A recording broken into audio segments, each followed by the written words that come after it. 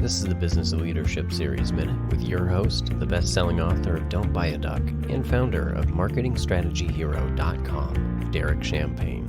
Whitney Johnson is our guest today. She's an innovation and disruption theorist, keynote speaker, best-selling author, great books, executive and performance coach. She's got an impressive resume. I'm going to read just a little bit of it because I want to make sure we have time to talk with her today. She's named one of the world's 50 most influential management thinkers by Thinkers 50. She's the author of the best-selling book, Build an A-Team, Harvard Business Press. Whitney, there's more, but I want to take time to talk to you today. So welcome and thanks for joining us. Thank you, Derek, for having me.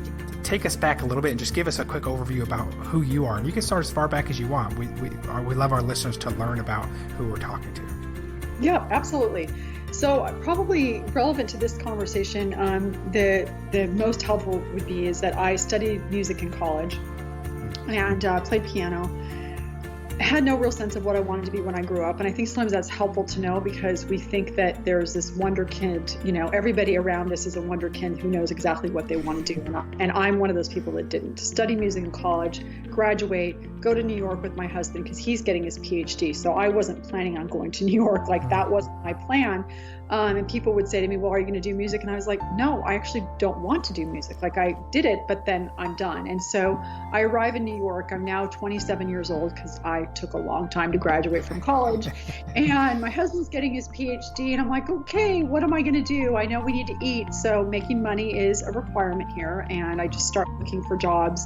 And because this is the late 80s, early 90s, it was super exciting because this was the Wall Street era, right? The Liar's Cooper and Bonfire of the Vanities and Working Girl. And so I basically decided that I'm going to work on Wall Street, but had to start as a secretary because, music major, female, right? No connection. So I start out as a secretary for a stockbroker. But as I started really looking around and thinking, okay, I'm going to be doing this for a while, at least 5 years. My husband's PhD is going to take that long. Why am I going to make X when 10X is a possibility? I'm just as smart as the people who are across the desk from me who happen to all be men.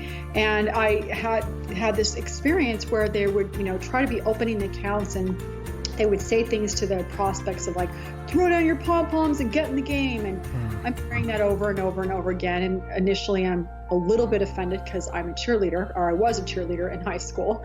But I'm hearing that again and again. And I finally realized, you know what? I need to throw down my pom-poms and get in the game, my game.